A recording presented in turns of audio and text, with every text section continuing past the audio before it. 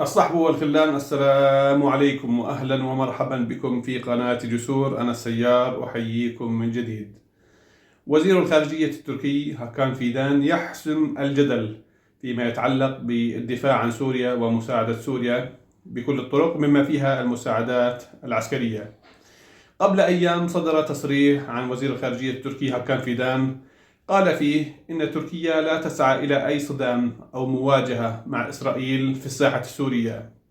بعض المحللين قرأ هذا التصريح على أنه تصريح ضعف وجبن، لكن اليوم جاء التصريح الحاسم الذي لا يقبل الشك. قال وزير الخارجية التركي هاكان فيدان بشكل لا يقبل الشك: نحن مستعدون للدفاع عن سوريا وتقديم الدعم بكل أشكاله لسوريا في حال تم توقيع اتفاق عسكري أو اتفاق دفاع مشترك. وحقيقة هذا الاتفاق الذي أعتقد أنه يسير على قدم وساق بشكل سري وبشكل ممنهج بين السلطات السورية الجديدة وبين السلطات التركية، ولا سيما الاستخبارات والخارجية والأمن، أعتقد أنه يسير على قدم وساق وربما يرى النور عما قريب. في حال عقد هذا الاتفاق، ما الذي يترتب على تركيا وما الذي سيحدث لسوريا وما الذي سيحدث للكيان؟ الحقيقة أن تركيا قد تقوم بالخطوات التالية، نذكر منها مجموعة وليس كلها. أولا، إعادة تأهيل وضبط وترتيب وتدريب الجيش السوري بحيث يصبح جيشا مؤهلا. نحن نعرف أن أن سوريا تمتلك جيشا هائلا، لكنه رث ومرهق ومنهك ومتفكك، كان متفككا بسبب الخلافات الكثيرة التي حدثت في سوريا على مدى 13 عاما. فقد تتولى تركيا مهمة تدريب وتأهيل وإعادة إحياء الجيش السوري من جديد. قد تقوم تركيا أيضا بإدخال مضادات جوية، بمعنى مضادات دفاعية للطيران، سواء تلك التي صنعتها تركيا بنفسها مثل حصار وغيرها، أو مثل S-400 الروسية. وهذا طبعا يحتاج إلى ضوء أخضر روسي حقيقة، لأن نحن نعرف في اتفاقيات الدول عندما تبيع دولة سلاح معين لدولة أخرى تشترط عليها في كثير من الأحيان عدم تصديره لطرف ثالث، كما هو الحال في طائرات على سبيل المثال F-35 أو طائرات F-16 الأمريكية، لا يجوز أن تمنحها دولة معينة لدولة أخرى. قد تلجأ تركيا أيضا إلى تشكيل غطاء جوي، بمعنى حظر جوي للطيران، أي طيران معادي، وهذا حقيقة سيقلم ظافر العدو. قد ترسل تركيا أيضا قوات عسكرية إلى الأراضي السورية، ولا سيما إلى تلك المناطق المحاذية للاحتلال. على كل حال، هذه بعض الخطوات التي قد تنجم عن أي اتفاق عسكري أو اتفاقية دفاع مشترك بين البلدين، علما بأن سوريا الآن بات لديها طبعا يعني رئيس مستقل، على الأقل هناك حوله نوع من التوافق، ليس منتخب بسبب الحالة أو الفترة الانتقالية، لكنه على الأقل تم التوافق عليه. أما فيما يتعلق بالنتن فقد عاد بخفي حنين. بالأمس رأينا جميعا المؤتمر الصحفي المشترك، ورأينا الإهانة التي تعرض لها النتن في واشنطن.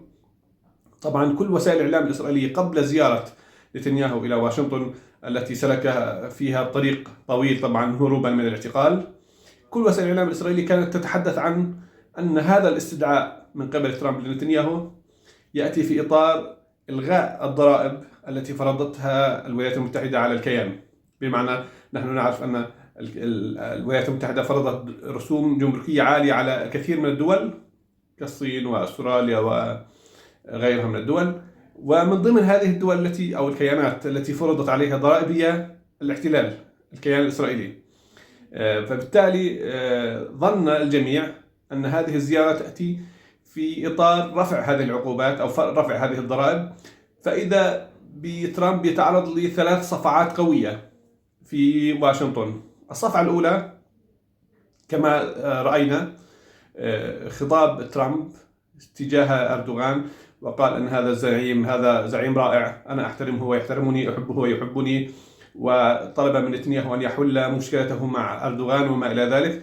فهذه كانت بمثابة الصفعة الأولى في حضور نتنياهو. الصفحة الثانية لنتنياهو أن طلب من نتنياهو التخفيف أو الإقلاع عن سياسته الهمجية غير المحسوبة في سوريا.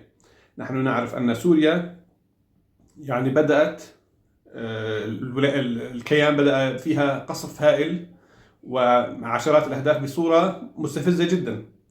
لهذا السبب حقيقة جاءت تصريحات ترامب لتردع نتنياهو عن سياسته في سوريا.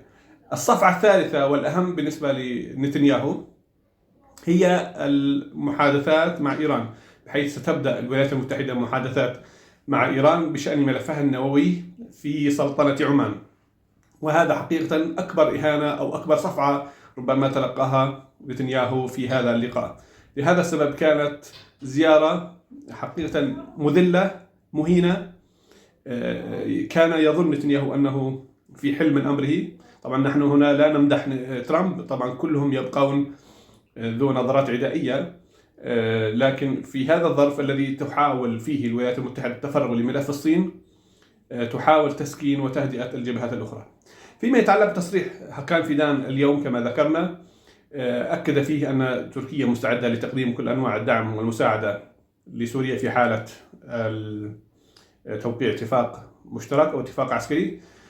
دعا أيضا ترامب، هكان فيدان دعا ترامب بشكل مباشر لضبط نتنياهو المتمرد المتفلت الذي يعني لم يعد يرى رادعا يردعه، وقال إن الكيان يسعى لتخريب أي جهود للاستقرار في سوريا. بمعنى تركيا حريصة أن تكون سوريا بلد مستقر، على العكس تماما الكيان حريص أن تكون تركيا بلد ضعيف مترهل متهالك مليء بالصراعات مليء بالتناقضات.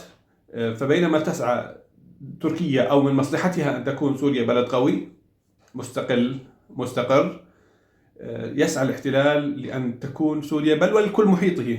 نحن بالأمس رأينا فيديو عجيب جدا لأحد ضباط من الكيان يقف عند الحدود مع مصر ويقول إنهم سيعودون إلى مصر كما كانوا قبل 3000 عام. الحقيقة هذا الكيان السرطاني هو تهديد ليس فقط لسوريا وليس فقط لتركيا وليس فقط لغزة وليس فقط للأردن، بل تهديد لكل المنطقة بلا استثناء. ألم يضرب في السودان؟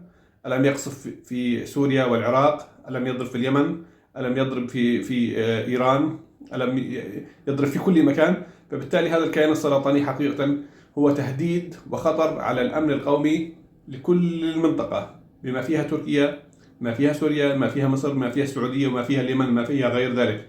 نحن نرى اليوم أن هذا الكيان يجر الولايات المتحدة جرا لخوض حرب مع إيران، بينما إذا كان هناك بعض التعقل والعقلاء في الولايات المتحدة فيفترض منطقيا أن لا يستجيبوا لهذا الأزعر الأهوج المتفلت الذي أصيب بهوس الغرور وهوس القوة وهوس الدعم المطلق الذي رآه من الولايات المتحدة على مدى سنوات طويلة. وأعتقد جازما أنه سيأتي يوم من الأيام ستدفع الولايات المتحدة ثمن دعمها المفتوح اللامحدود لهذا الأزعر الصحب والخلان. هذا فيما يتعلق بتصريحات فيدان وزير خارجية تركيا فيما يتعلق بتقديم الدعم لسوريا، فهو بالنسبة لتركيا فرصة تاريخية لا يمكن أن تعوض، وإلا سيملأ هذا الفراغ أطراف أخرى، قد يكون الاحتلال أو تعود إيران أو روسيا أو فرنسا أو غيرها أو ما إلى ذلك. طابت أوقاتكم والسلام.